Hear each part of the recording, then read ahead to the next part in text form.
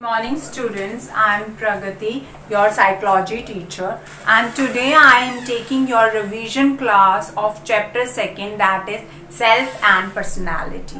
What does self and personality means? How whatever we have done in complete week of self and personality chapter, today we are going to talk about that. First of all, what is personality? The question arises. The personality is a dynamic organization within the individual of those psychosexual physical system that determines his unique adjustment to environment. It is given by Alford in 1948. It has been come from Latin word means persona.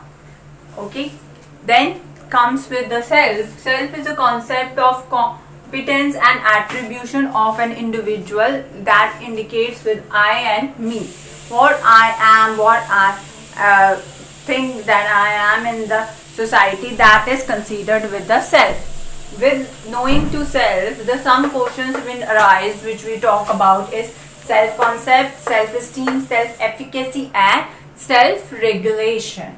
What was self-concept? Where we have been making in positive or negative ideas that we hold for ourselves, right? The positive or negative ideas for ourselves. What does this means? That I have given you an activity task and I want that every child need to give that to me, that I am writing the test from I am, the 10 sentences. That is something related to your self-concept. What you think about yourself. It's not a judgmental test, but it is something in which we can identify our own self. These positive and negative ideas are formed by the help of individuals or by the environmental viewpoints or the society viewpoints, okay, or what an individual think about himself, about his confidence levels. Then comes to the self-esteem. The self-esteem is related to the judgment of own worth, okay, it is related to judgment of own worth. The judgment of own worth means that what worth, how much capable we are. That to judge that thing is known as self-esteem. In self-esteem, like if I am saying that I am very hard-working, that is a capability I have, that I am a hard-working person. So the self, I am judging my worth within hard-working characteristic. That is self-esteem. Now comes to self-efficacy. Self-efficacy is control ourselves in one situation. To control ourselves, your own self in a situation, right? Something where we know that it is our capability, this much we can do. I can work for 3 hours or 10 hours for continue time. This is my capability. This and I can control my patience level in that situation is known as self-efficacy, where we are self-confident. The willpower, which we say willpower, understood? That is something related to self-efficacy. Then self-regulation, more touring behavior, how we have been working our behavior by the observation, self-instruction and self-reinforce. Here we self-reinforce or self-instruct ourselves. We regulate ourselves that this I need to do, this I don't need to do. Here I have given you an example of smoking, that if you are smoking and you have to make your willpower strong, that I will not smoke after this, I have to quit it. So that is to regulate your behavior towards quitting smoking, okay. So this is known as self-regulation. After this, we in the next video we talk about the culture and self, in which we have talked about the Indian culture and the Western culture, right? The Indian culture is something in which is related with shifting boundaries. It is means shifting boundaries, where we think about the relatives, friends, society. We are the individuals who never thinks keep ourselves in a priority list. Rather, we keep our family and relatives on the priority list, and we do our take opportunities according to their choices, according to their moods and way. Whereas they are self-dependent. Western culture is self-dependent. They are self-dependent. They think firstly for their self, how the opportunity is helping them. That is related to the Western culture. So this is related with the Western culture, and this is related to the shifting boundaries is related with the Indian culture. Okay. Then we have talked about the approaches to study of personality. There are two approaches which we have studied: type and trait approach. In these, different psychologists, different profession experts have explained the personality theories, which were something and such like in type approach. In type approach, we have talked about Eysenck. In type approach, we have talked about Eysenck-Allport's theory, and then we have talked about the Hippocrates. Okay, that I will just tell you about whom we have studied and what we have studied. I hope you have made the diagram also. Okay, so in type approach, we talk first about Hippocrates, right? In which they have described the personality on behavior and humors, right? Then after this, we have talked about the next one was about the Ayurvedas. In this, we have talked about the Tridosha, right? In this, we have talked about Tridosha, and then we have talked about second was Triguna,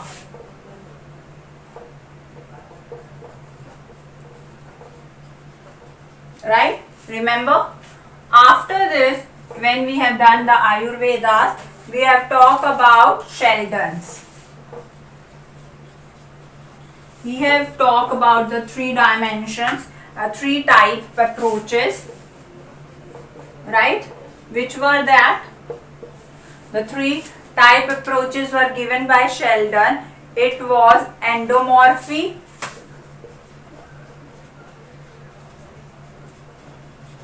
second was mesomorphy, and third was ectomorphy, right? Endomorphy, mesomorphy, and ectomorphy. After this, on cultural and self, okay, after Sheldon, we have talked about Carl Jung, right? I'm just rubbing this. Yes, we have talked about Carl Jung. In this, we talk about two: extrovert and introvert. Extroverts are the one who are very party going, the friendly nature, and introvert those are living lonely, reserved nature kind of personality. So we have talked about that type of approach. Understood? Then we have talked about Friedman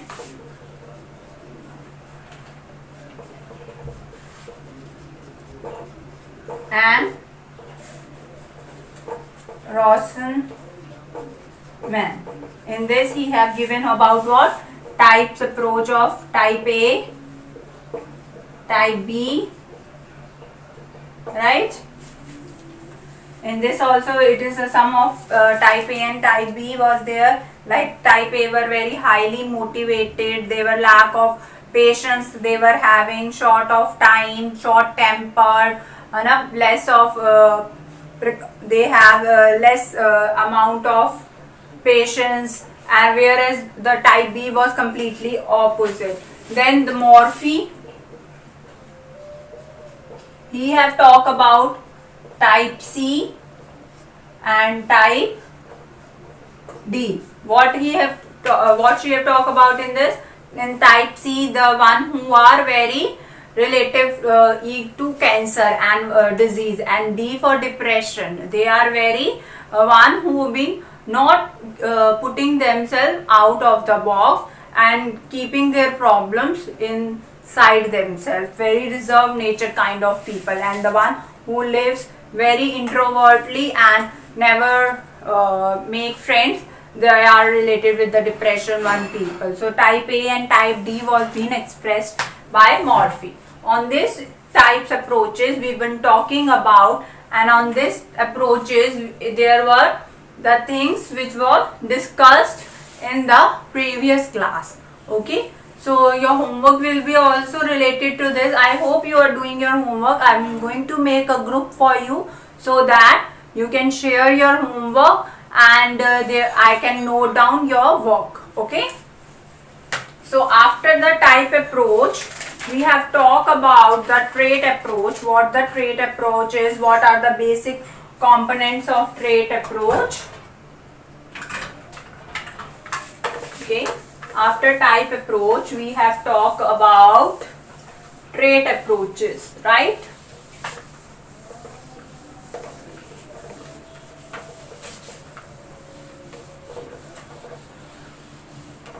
In this we have talked about something that is related to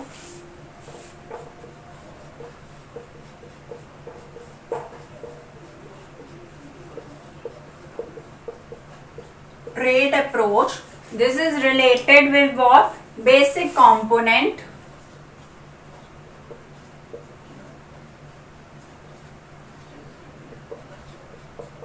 And what were there?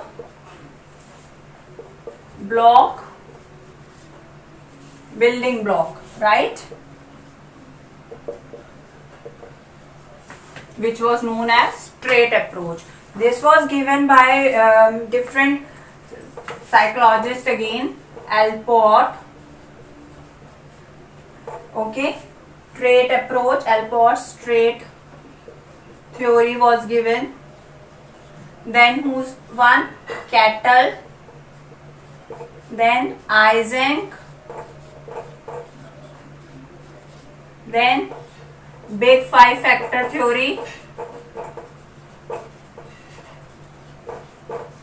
Remember about this, right? So the one was given by Allport was what? It was related to words used by people, right? To describe oneself and other.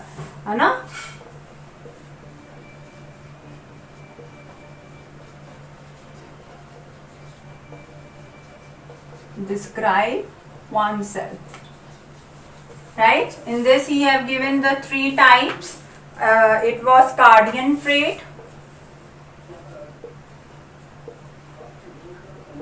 second was central trait, then the third was secondary trait, right?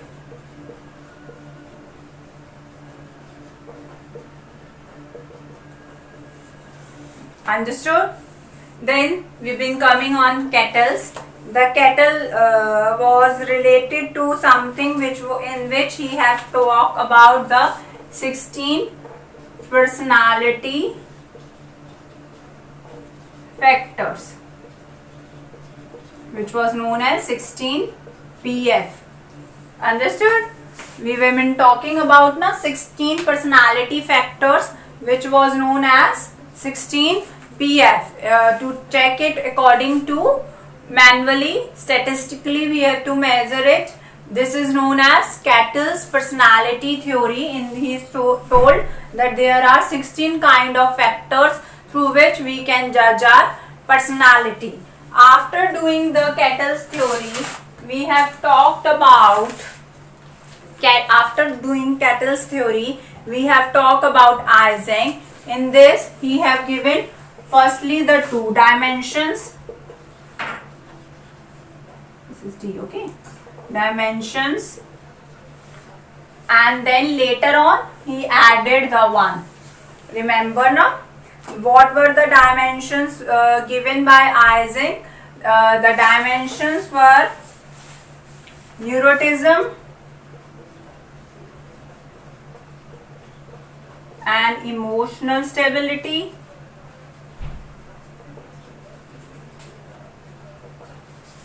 first one. Second one was, what was the second one? Have you remember the second one? Extroversion versus introversion.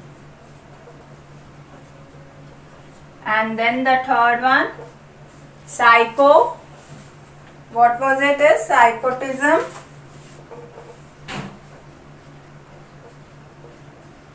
versus, what was that? Sociable. है ना? Extroverts, introvert, neuroticism and emotional stability. They were neuroticism one non-emotional, non-stable, arrogant, aggressive. Emotional were very calm, relaxed, reserved nature and have control on emotions. Extroverts are the one who are very friendly, helping nature, make friends easily, adjustable. Introverts are very reserved, lonely and never interact with others. Psychotism and sociable were the mixture of these two traits approaches. In this he have told that psychotism are very hostile, antisocial and very arrogant, whereas the one who are sociable, they are adjustable, expansive, sociable, very as an extrovert, friendly, sociable, adjustable. Okay, so this was measured by Eysenck personality test or EPQ, Eysenck personality questionnaire or emotional personality questionnaire, in which we can find out the emotions of an individual, that is related with what? That is related with the EPQ test. Okay, now we have come to the big five factor theory. This big five factor theory, I have told you to remember one thing, OCEAN, ocean, and by whom this was given? Paul Costa and Robert McCrell. Remember, ocean relates to O for openness to experience, C for related to consciousness, then X for extroversion, A for agreeableness and N for neutralizationism. This was related with the big five factor theory. Okay, after doing this we have talked about one more, that was type approaches. We have talked about the type approaches. In type approach we have said that as in trait and type and trait, after type and trait approach we have talked about the other factors also, that was given by Sigmund Freud about his psychosexual activities, and also about the theory related to psychological inference, in which he have talked about id, ego and superego. That was in our previous class. And also we have talked about what? We have talked about the defense mechanism. right?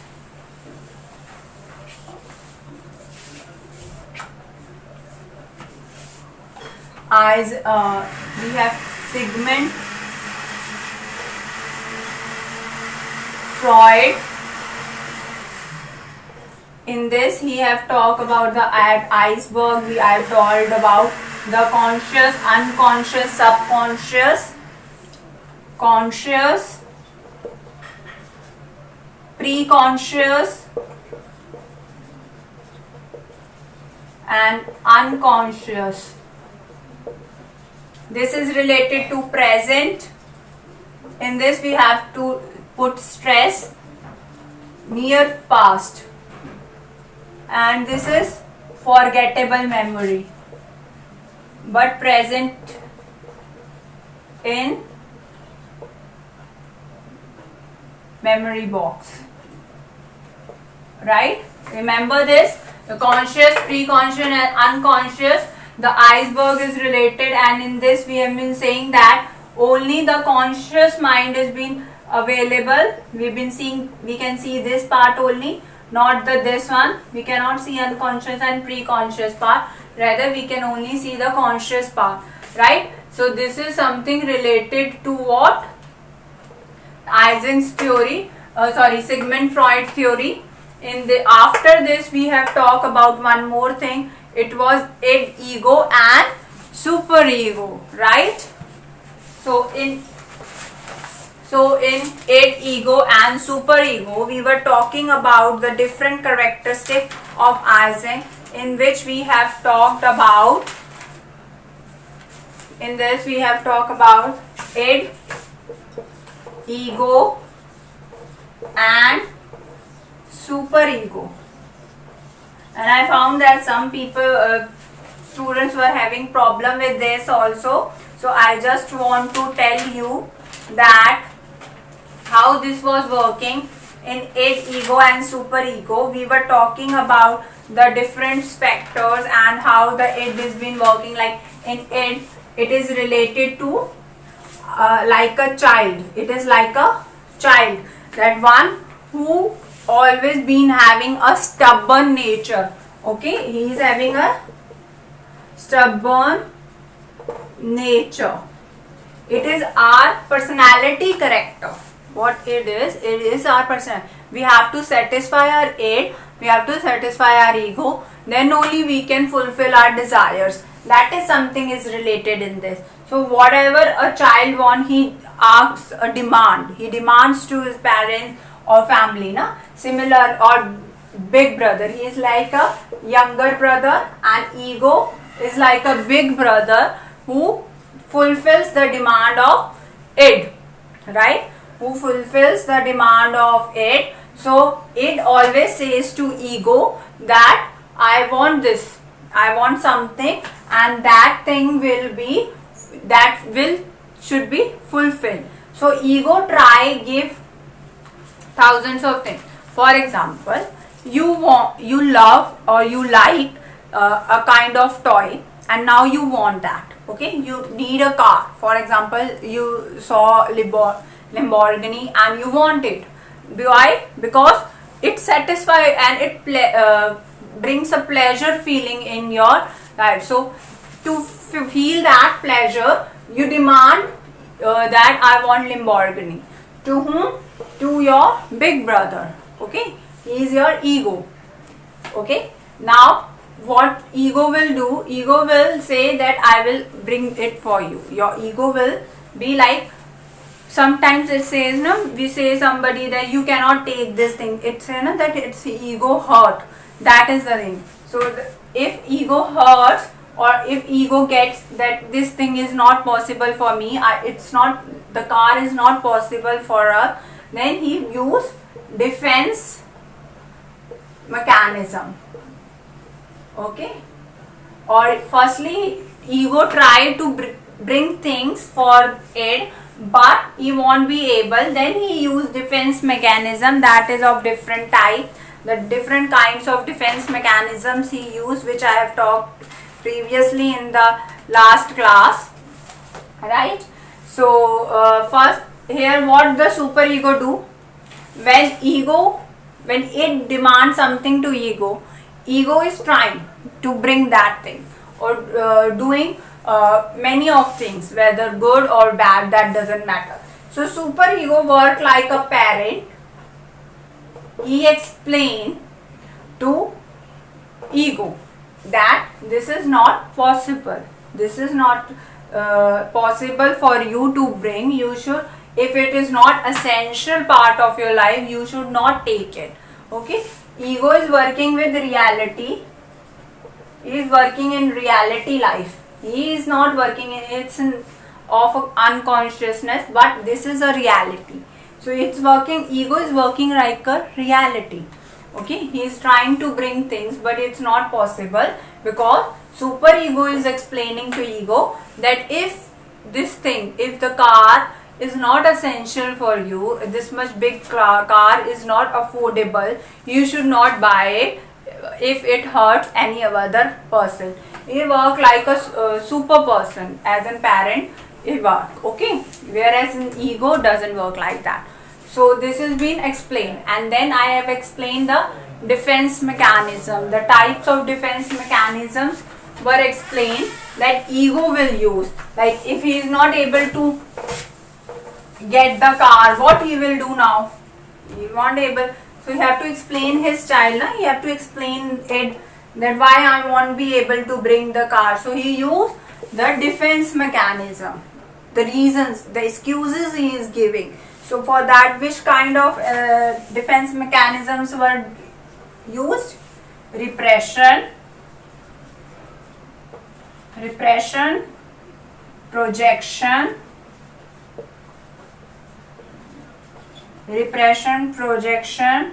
rationalization,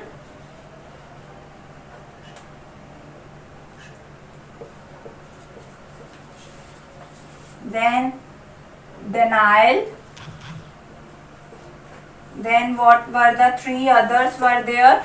It was four other: reaction formation,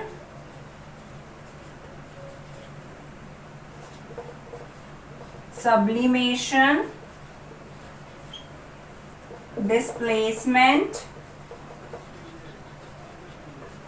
and regression. Right? Repression and regressions are two different kind of defense mechanism. Projection, rationalization, denial, reaction formation, sublimation, displacement, and regression. Okay, so these are the defense mechanisms which are used by ego. Whenever we need to satisfy our ego, we have to use such kind of defense mechanism, or we use, being a human nature. Like you commit some thing which is not favorable by the society. You beat someone, and now you are not accepting your mistake that you have beaten him. So that is a denial mechanism. For example, you work like you are beaten, but you are reacting that you were not knowing that you beat the person. You say that, oh, you get hurt, it was not my mistake, or maybe accidentally. So that is related with reaction formation. Okay, if you have been giving that this is not my cup of tea, it's not good, it's not in my style, so it is related with repression.